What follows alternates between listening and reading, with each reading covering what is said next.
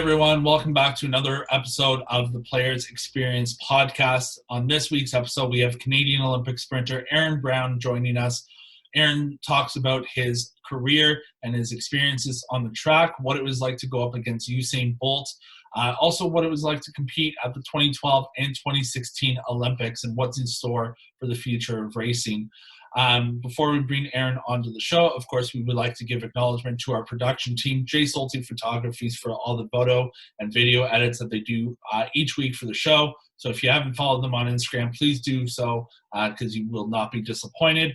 As well, guys, remember we have discount codes for Hush Blankets and the Great North Apparel, so you can get some discounts on products if you wish to do so that way as well. And guys, remember, we're on YouTube, we're on Spotify, we're on Apple Podcasts. Make sure if you haven't subscribed to YouTube, please do so. Hit that like button so you're alerted when new episodes come out.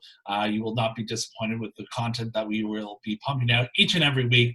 And the road to 200 starts today. Now let's bring Aaron onto the show and start talking about his career and his experiences. All right, Aaron, how's it going, man? Everything's good, man. Another day in the bank, just training, working hard, hopefully for a season that's going to come up, barring any crazy COVID outbreaks. But, you know, fingers crossed and everything, got to be prepared no matter what. So, another day in the books. Exactly. Hey, I'm right with you. My sports with Special Olympics have been obviously postponed as well, but I've been doing at-home workouts and training just to stay fit and stay active, right? Because nothing could be worse than just slugging around the house and then, oh, we got to go back to sports, and like we're the worst shape ever. So Yeah. I mean, a lot of people got caught slacking last year, or not last year. Yeah, last year. Sorry, we're in 2021 now. Earlier in 2020, when a lot of things got delayed, we didn't know if there's going to be a season. So my group was disciplined enough to keep training, but a lot of groups stopped, and then they had to try and pick it back up. And that, didn't go over so well for some people. No kidding. Well, hey, kudos to you, man, because I know for me, like, I had almost zero equipment, so training sometimes can be hard, or like the mentality is not around it, but you just got to push through. So, yeah. Now, when it comes to you, you're a Canadian Olympic sprinter. So thank you again for taking the time to chat and be on the show. How did you know that you wanted to become a sprinter and that it was something that you wanted to make a career out of? And what made you want to be that track and field athlete? So I didn't know that's what I wanted to do. I kind of just fell into it. Growing up, I was always an active kid. And so I was doing all kinds of sports and, just staying active, whatever season it was, whether it was, t-ball when I was younger or volleyball. And then I got into basketball, and soccer was a big one, football eventually. And then, I did track here and there when it was track season, but it was never something that I thought I was going to be doing for a profession.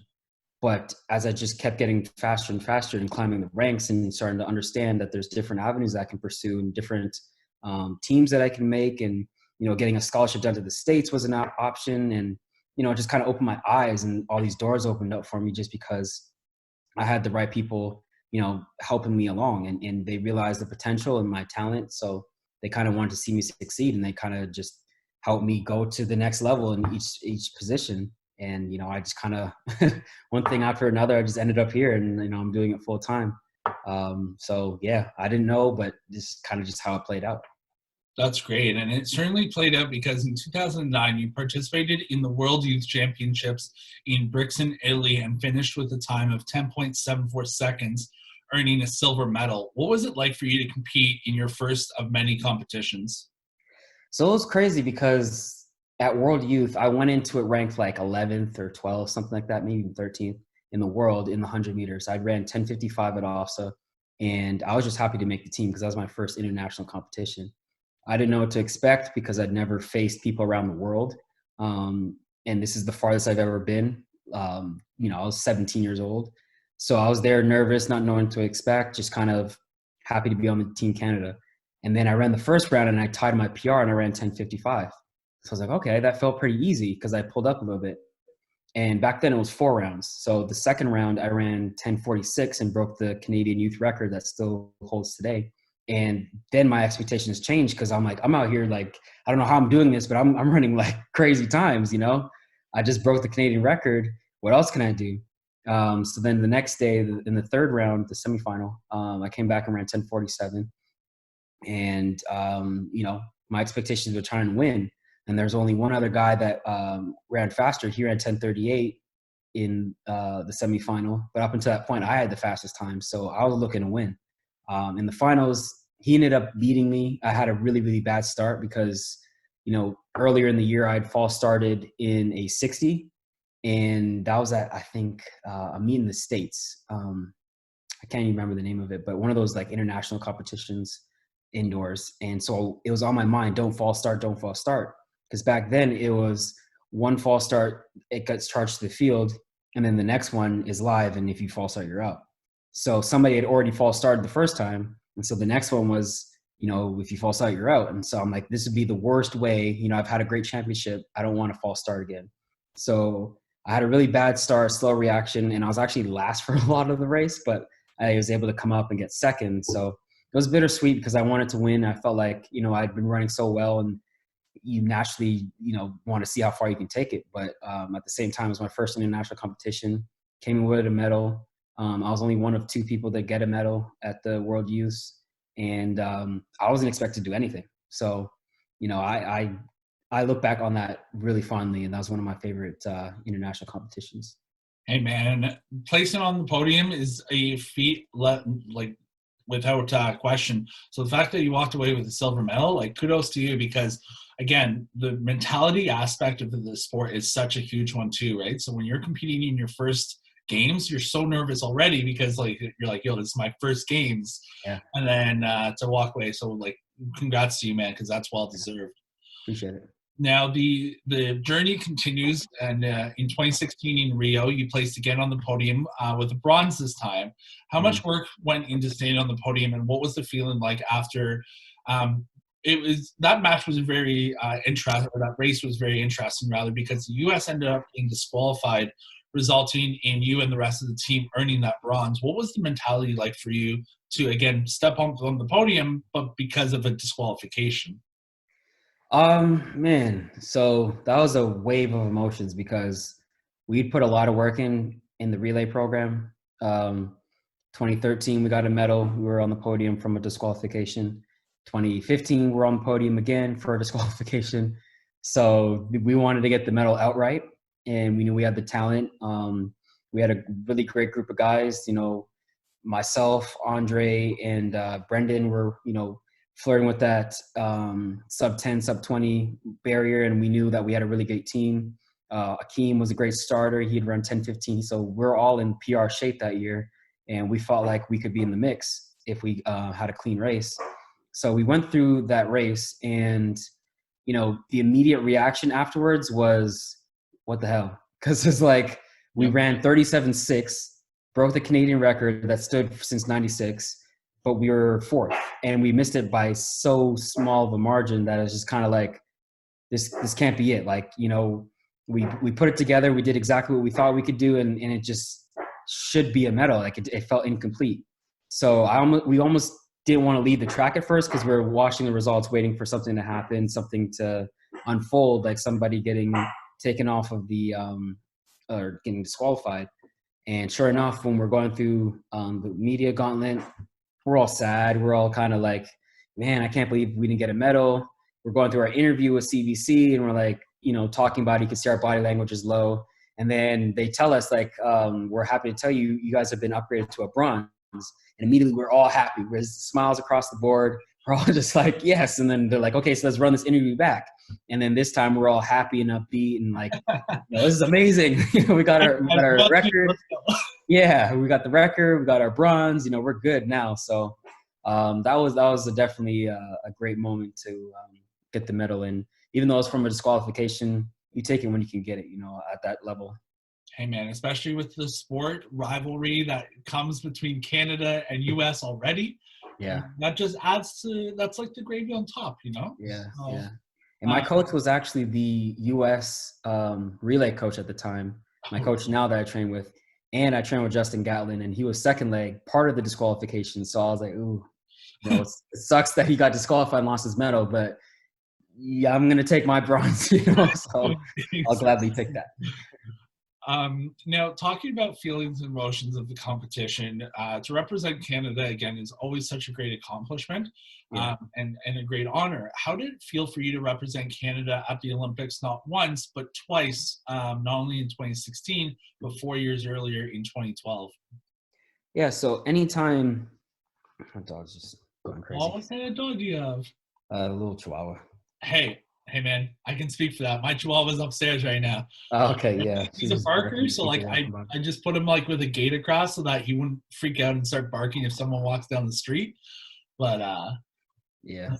Um, yeah. Anytime I line up for Team Canada, I always appreciate it because I know, you know, it's always an honor. A lot of people want to be in that position. Sometimes they only take 2 or 3 people per event, and a lot of people wish they could be in that position. And year in, year out, I'm lining up for Team Canada, putting the Canada across my chest, and I'm always proud. I know what it means to represent the country, how many people are watching and rooting for you, and hoping that you can come through with a great performance and all that stuff. So I just think about them anytime I don the maple leaf on my chest. I'm always going up there trying to represent the best I can. And the Olympics only come around every 4 years, as 5 now, technically, with it being Tokyo 2021. But I never take it for granted. No matter how many times I make it, I always appreciate each time I put it on my chest. that's fantastic, and yeah, I'm wishing nothing but the best for you. As again, the Olympics are around the corner. You're still training. You're still competing. So Mm-hmm. that's huge. Now, looking back just a few years ago, you were able to compete in the World Relay Championships as well as the NACAC Championships, where you won gold at both events with an additional silver at those NACACs. How proud were you to see that all your kind of like hard work, your dedication, your motivation paid off in those results? Man, so 2017 in the World Relays, that was a great race by the whole team. We broke the Canadian record again that we had. We have a really great 4x2 squad because we have a lot of great 200 runners. We actually almost got disqualified in the first round, which would have been disaster because we dropped a stick in the 4x1. So we kind of wanted that redemption. Yeah. But we ended up getting put back in the race and ran a clean race in the semis to make it through to the finals. And then we just, I got the stick with the lead, and I had to do my job and held it. And there's that famous pose that I did that we've been doing on Team Canada where I threw up the X, and that was just kind of like the exclamation point on the race because a lot of things hadn't gone our way, especially the day before running the 4x1 where we could have won that as well, and we dropped the stick. So it was just kind of like cathartic just to get that off our chest, like to finally come with the gold and realize our potential as a team. So that one felt great. And then at NACAX, I actually felt like I should have won the 200. I didn't run and execute great. I got silver, so I was a little disappointed with myself in that. But another podium. Grand scheme of things, I can't be too upset with another podium performance. And then the turnaround was crazy for that one. It was like 30 minutes after I ran the 200. We were right back on the track for the 4x1, and I anchored us to a gold. So I was happy with that bounce back performance. Shaking off the earlier disappointment with the 200. So both golds I was really proud of, and in hindsight, I'm also proud of the silver. Anytime you can get a medal at a international competition, you got to be happy with that. Oh, for sure. Now I have to ask you. I've had some past Olympians on the show already, and I always ask them the same question. Where do you keep your medals? Do you have them hidden in a little box? Do you have them proudly displayed on your wall? Where's your kind of hidden gem for your medals? So I have a room upstairs, and it's where I put all my clothes. Nike sends us a lot of clothes, and I have a big shoe collection. I've been collecting Jordans for over the years. So there's a room where I put all my stuff, and that's where I have a little shelf for my trophies and all that stuff. But I'm trying to get a bigger display shelf because I'm running out of room on the top of it. It's not a very big shelf that it's on right now. So yeah, they're upstairs. I'm trying to make a bigger presentation of it, but that's a project for a little down the road. Hey man, while COVID's here, you got all the time in the world right now. Yeah, exactly. Yeah, so. No, that's cool. I've had stories. I think it was like Patrick Chan was one that sticks out for me. I chatted with him, and he said he had his medals in like a Lululemon bag beside his dog toys. I was like, yo, make sure that the dog doesn't go for that bag. Just, Yeah, they're hard to replace, especially Olympic medals. So you got to be careful. now, out of the 8 events that you've been able to compete at so far, you've obviously had so many different experiences with different events. If you had to pick one based off your favorite, either experience, results, the journey to get there, which event would you pick as your favorite and why? And I'd probably go with 2012, just because it was my first Olympic team, and that feeling of being an Olympian for the first time was just something you can never recreate. You know, it's always great to make it again. And in 2016, I was just as honored, but that first time, especially the way I made it, because originally I wasn't on the team, but I got selected as a rising star after I was able to go out and prove that I wasn't injured anymore.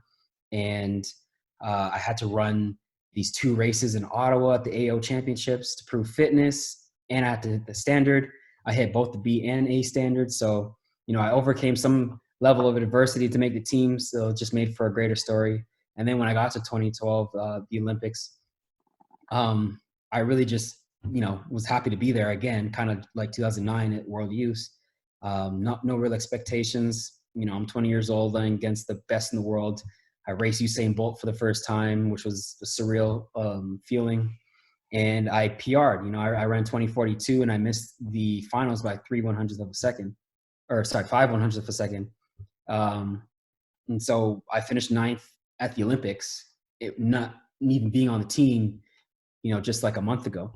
So I think that was the best experience overall, you know, just soaking everything in. The village was great. The whole Olympic itself was a great experience. I think it was a little better than Rio, just organization wise. But yeah, I look back on 2012 and I think that's one of my favorite moments. And we all know the Athletes Village is one heck of a party at the best of times. Yeah, Especially exactly. when it's the last night before everyone flies back. Everyone's done Yeah. competitions. They don't have to worry about anything right now. So now, what was it like for you to face off against Usain Bolt, though? That must have been experience in itself. Yeah, it's crazy because in the first round, I guess he was in the heat before or after me, but we were walking back, you know, from the call room where you put your clothes back on to the warm-up track. And I saw him right beside me. So I was like, oh my God, Usain Bolt, like this is like a once in a lifetime opportunity to talk to him. You know, I'm 20. I'm like, oh my goodness. Lily, stop. It's a once in a lifetime opportunity to talk to Usain Bolt. I didn't know I'd ever see him again or not. Yeah, so I'm walking back in the tunnel, going to the call room, and I see Usain Bolt. So I walk up to him. I'm like, I'm just gonna talk to him, you know, just try and play it cool. And I'm like, hey man, great race, you know, like because the day before he ran the 100 and won gold, ran 9.6, and so it was crazy. And I looked up to him at the time, so I just said, hey, great race, and he said something like, you know, thanks, respect, or something like that. And then when the lane draws come out the next day for the 200 semifinal, I see that he's in my heat. So I'm like, oh my God, like I actually have to race this guy again. So, you know, we line up. I ran my PR. I'm in lane 9, way on the outside, so I don't see people until we come off the curve. And I remember when he passed me, he looked like he was 7 feet tall. Like his stride and his presence, like you just feel like a giant is going right by you. And you're like, wow, like that's crazy. You know, I see him like kind of jogging and shutting down, you know, running really easy. So then I'm like trying to get as close to him as possible. And, you know, it pulled me to a PR. So I did what I was supposed to do. And then after the race, I remember that I have a picture of it too. You know, he was walking beside me, about to pass me. And I'm like, oh, should I shake his hand? Should I shake his hand? And then I put it out and then we dapped. And, you know, I have a picture of that, which is pretty cool. I should probably, you know, print that, show my kid. Yeah, honestly, that's an accomplishment. Like, that's just like one of those priceless feelings, you know. I was gonna say accomplishment, but it's not really whenever you get to race against someone like Usain Bolt, that's an accomplishment. Setting a PR accomplishment, but just having that moment after the race and like knowing a mutual respect between the two of you, that's a huge priceless moment and something definitely to frame up with like the rest of your medals as well. Yeah. He's a great competitor. He's always been approachable, a nice guy, really laid back, like typical Jamaican, real cool guy. So it was a great experience getting to meet him and race him over the years. That's great. Now, talking about mentors and people that you look up to, most individuals have a mentor or someone in their life that's helped motivate them to success. Has there Mhm. been someone in your life that has been that kind of driving force for you? Um, I train with Justin Gatlin, and he's been someone that I've always looked up to since I came here. He's always given me advice and been in my corner, trying to help me get to levels that he's been able to reach. Donovan Bailey's another guy that growing up I always looked up to because he's a Canadian icon, the famous 96 race and all the other success he's had. But I'd say the main motivator would be Bill Stevens, my club coach in high school, because if it wasn't for him, I wouldn't be running today. And I wouldn't be in the position I was at now because he's the one that told me to go into track and take it seriously. And I can get a scholarship and I can be this and that and go to World Youth and World Juniors and whatnot. So without him, I wouldn't be in this position today because, like I said, I was not trying to be a track and field athlete as a profession. I didn't even know that was possible. Yeah, But, given the right guidance and advice from Bill over the years, in the early years, I ended up just snowballing and falling to the position I'm at now. So I definitely attribute a lot of my success to that. And he was an early motivator for me. that's awesome. And I want to continue a little bit on the earlier discussion of honors and representations. In 2012, you were awarded the Queen Elizabeth II Diamond Jubilee Medal. What was it like for you to receive that award? Back then I was getting awards and stuff that I didn't really understand and know the magnitude of. So looking back on it now, I'm definitely honored, and it was great to receive that. But at the time when I got it, I really didn't know much about it. I was just like, award, cool, and I was just kind of taking it in stride. I'm not a guy that likes to stop and smell the roses while I get them. Like I'm a reflective person that likes to look back and be like, oh wow, that was pretty dope. That was pretty good. I had a really great experience or a really great year or whatever. Um, but I like to try and stay in the moment. So I'm still chasing certain goals and certain awards and accolades right now in my career. So I don't get caught up in what I've done so far. I'm always telling myself that you need to do better and keep going. And that's just the way to keep myself motivated and keep myself hungry and working hard. Um, yeah. So. That's great. Now, my last question for you is I have a section that I like to end off each episode with called the Words of Wisdom. So, what words of wisdom or advice would you want to give to the next generation of track and field athletes or just sport athletes in general that kind of want to pursue a career and get a name for themselves? Yeah, man. My whole career, I feel like the theme of my career has been resilience. And that means that no matter what type of roadblock or failure or shortcoming I've had, I've always been able to get back up on my feet. And I think that's been my legacy and my defining description of my career. And I would advise other athletes who want to be successful and reach high levels to kind of do the same. You might be better in certain areas or, a young stud and have all kind of success come at you fast when you're young, but eventually everybody reaches that point of adversity. Even the great Usain Bolt and whatever athlete you want to look at, LeBron James, Michael Jordan, whoever it is, they've all had some type of adversity. And the thing that separates those who go on to be legends and the icons and those who have the talent but never really manifest into anything is the resilience and the ability to bounce back and meet those challenges with more dedication and fire and responsiveness and coming back to meet the challenge, because we're all going to come with adversity and meet it head on, and it's just how you deal with it in order to take yourself to that next level. That's great. Some great words of wisdom from Aaron Brown. Thank you, sir, for taking the time to be on the show. Really appreciate it. Again, congratulations on all the accomplishments that you've had so far, and I cannot wait to see you back on the track, hopefully when COVID's done, and back racing in the future as well. Appreciate it, man. Thanks for having me. No problem. We'll talk again soon. Thanks so much. No worries.